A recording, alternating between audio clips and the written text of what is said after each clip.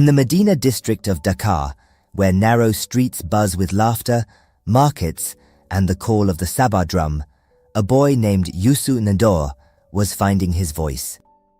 Born in 1959, Yossou came from a family of griots, the traditional storytellers of West Africa. But even though he was destined for music, the path was not easy. As a teenager, he sang in neighborhood bands, often struggling to be noticed in a city overflowing with talent. Dakar in the 1970s was alive with sound, Afro-Cuban records, Congolese rumba, American soul, and traditional Wolof rhythms. And breaking through meant more than just having a voice. It meant having something new to say. By the time he was 16, Yossou was sneaking into clubs and talent shows, singing with a confidence that belied his age. Some dismissed him as too young, too unpolished. But audiences heard something different, a voice that carried both tenderness and thunder. Slowly, he began to carve his place in Dakar's crowded music scene. In 1975, his big break came when he joined Étoile de Dakar, a group that would soon define a generation. Here, Yossou and his bandmates created a fresh, electrifying sound, Mbalax. It was a daring fusion of traditional Wolof percussion with electric guitars, brass, and modern arrangements. Songs like Thaya Pathioli didn't just fill dance halls, they announced that a new era of Senegalese music had begun. Yossou quickly became the shining star of Mbalax, but he was more than a singer. He was a storyteller, a griot for modern times. His lyrics spoke about dignity, unity, and the daily lives of ordinary people. His music was not only to make people dance, but also to make them think.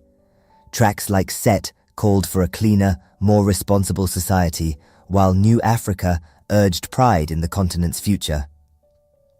By the 1980s, Yossou's voice had moved far beyond Dakar. His collaborations opened doors to the global stage, most famously with Peter Gabriel on In Your Eyes and with neneh on 7 Seconds. That duet became an international anthem, topping charts and carrying messages of hope and resilience to audiences who didn't even understand the words but felt the emotion in his voice. And yet, Yossou always remained true to his roots. He often spoke about his complicated feelings toward France and Paris.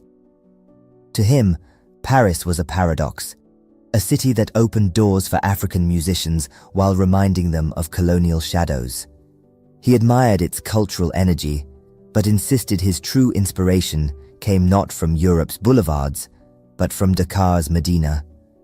That honesty made him even more admired back home, proof that success had not taken away his identity. Still, the road was never smooth. Western record labels often struggled to understand his Mbalax rhythms, urging him to tone them down for global audiences. Yossou refused. He wanted the world to meet him on his terms, to feel the Sabah drum exactly as it was played in Dakar. And in time, the world listened. Beyond music, Yossou stepped into activism and politics. He used his platform to fight malaria, speak for youth empowerment, and champion democracy. In 2012, he even announced a run for the Senegalese presidency. Though he withdrew before the vote, his campaign was symbolic, proof that an artist's voice could carry as much weight as a politician's.